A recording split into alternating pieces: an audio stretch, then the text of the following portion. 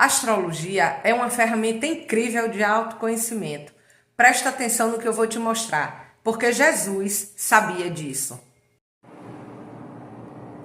Temos aqui uma mandala astrológica. No primeiro olhar ela parece um pouquinho complicada de olhar, mas vocês vão ver que é muito fácil.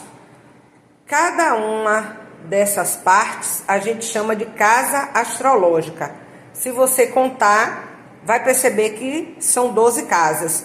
E eram 12 também os discípulos de Jesus, porque eles representam os 12 arquétipos. O primeiro deles aqui, na casa 1, é o arquétipo de Áries, que fala da identidade, da liderança. E eu gosto de enxergar aqui o Simão Pedro, que é o arquétipo do guerreiro, aquela pessoa impulsiva, corajosa, que fala antes de pensar, que tem uma liderança natural. Foi ele que prometeu fidelidade, mas negou Jesus 3 vezes. O segundo arquétipo aqui é o de Touro. É um arquétipo que fala da força, né, dos valores, da estabilidade, é a beleza da materialidade. Eu colocaria aqui o Tiagão, porque ele era o mais forte, era firme, era leal, era resistente, tinha uma presença forte no grupo de Jesus. Aqui é o terceiro arquétipo do comunicador, é o de Gêmeos. Nessa casa eu gosto de pensar e de representar como Filipe, porque ele era o que mais fazia perguntas, o que buscava entender os ensinamentos, era o que dialogava, era o que levava as pessoas até Jesus. Esse arquétipo rege a curiosidade, a comunicação, o aprendizado. Essa casa aqui rege o arquétipo da ancestralidade da família. E aqui vocês vão concordar, é o arquétipo ideal para João, porque era o discípulo mais amado por Jesus.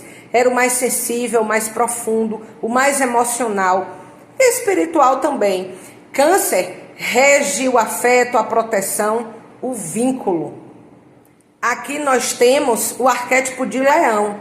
Leão eu represento como Tadeu, porque ele era o defensor da fé. Aqui a beleza do carisma, da expressão do espírito, fala da fé, do brilho pessoal, da coragem. E Tadeu tinha um pouco disso tudo, era quem fazia intercessão e tinha uma fé interna muito grande. O sexto arquétipo é o de Virgem, do investigador, é a beleza do ofício. Aqui ele é bem caracterizado por Tomé. Tomé, que era o investigador, o questionador, que fazia análise, queria prova, queria saber de tudo. Método, análise, discernimento. Aqui a gente tem o sétimo arquétipo, o arquétipo de Libra, que fala do amor universal, da justiça. Aqui é a expressão de Tiaguinho, que era o mais justo, equilibrado, mediador, né? Esse arquétipo ele fala das relações e do equilíbrio. E eu quero incluir aqui Maria Madalena, né? Que representa a força do sagrado feminino, a força que cria, a principal discípula de Jesus e muito incompreendida pela igreja, mas que deixou marcas profundas no seu legado. Então esse seria, né, o arquétipo que eu colocaria duas pessoas. Escorpião, aquele arquétipo profundo que fala da crise, da sombra, da morte, do renascimento, da transmutação. E aqui eu vejo bem caracterizado Judas o traidor, porque é a transformação mais profunda. Sem ele, o destino do Cristo não teria sido cumprido. É também um arquétipo cheio de dúvida, de simbolismo. Depois eu posso falar um pouco melhor sobre isso. Casa 9, a beleza das convicções, é Sagitário. Aqui eu represento como arquétipo de Natanael, né? Que era o buscador da verdade, ele era muito sincero. Essa casa representa a sabedoria, a filosofia, a espiritualidade. Casa 10, Capricórnio. Aqui a gente tem uma casa que fala da nossa missão, a estrutura, a responsabilidade.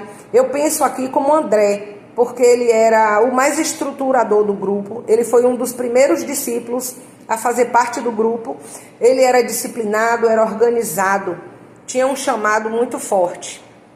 Aqui Na casa 11 a gente pode falar de Aquário. Aqui tem Mateus que para mim era o mais interessante dos discípulos, né? Essa casa é a beleza da ousadia, é um arquétipo inovador que fala de mudança social, rege a consciência coletiva, momento de ruptura do sistema. E Mateus tinha um pouco disso.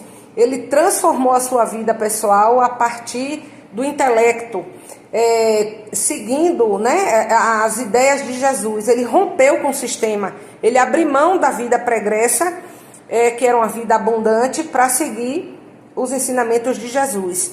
E aqui, não menos importante, não menos especial, o último arquétipo que fala da espiritualidade. E eu colocaria aqui o Simão Zelote, porque ele era devoto, era uma figura mística, né? Essa casa ela tem relação com o invisível, ela é uma relação de fé, de transcendência, de devoção, daquilo que às vezes foge ao nosso controle.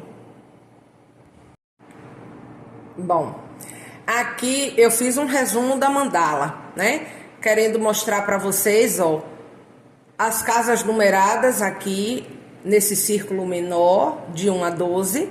Aqui fora os signos representando os arquétipos.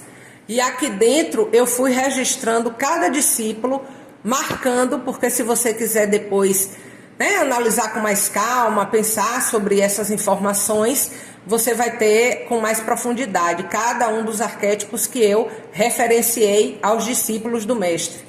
Aqui, esse de Libra, ó, no cantinho, porque o espaço ficou apertado, eu quero registrar com mais destaque, e eu deixei do lado de fora da mandala, porque para mim foi a discípula de Cristo mais interessante. Era uma mulher, né?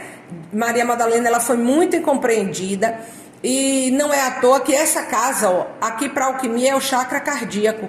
Essa casa que fala de relações de parceria, fala também de relacionamentos íntimos. E Maria Madalena foi uma seguidora fiel do Cristo. Ela representa essa força criativa, foi ela que nos despertou em primeira mão para os ensinamentos do mestre. E eu gosto sempre de fazer essa referência a ela. Aqui no centro da mandala eu coloquei o Cristo, mas no centro de cada mandala tem cada um de nós, né, que é o dono do mapa, que é o dono do destino. O mapa astrológico, ele é o céu tatuado no cérebro no momento que você nasce e o seu cordão umbilical é cortado da sua mãe. Você respira, a força magnética dos planetas ficam ali registradas na sua base cerebral para que você possa, ao longo da sua jornada, cumprir a sua missão. Então, a alquimia é incrível e eu gosto muito de usar esse ensinamento da astrologia que começou muito antes de Cristo, que é inclusive a base da medicina atual. A astrologia antiga era médica, então muito amor eu tenho, muita gratidão pelo conhecimento alquímico que também nos dá a possibilidade de conhecer o mapa, perceber os desafios e cuidar deles com as alquimias florais. Se você gostou, segue para mais conteúdos e mais aprendizados incríveis como esse. Fica a dica. Um beijo no seu coração e até mais.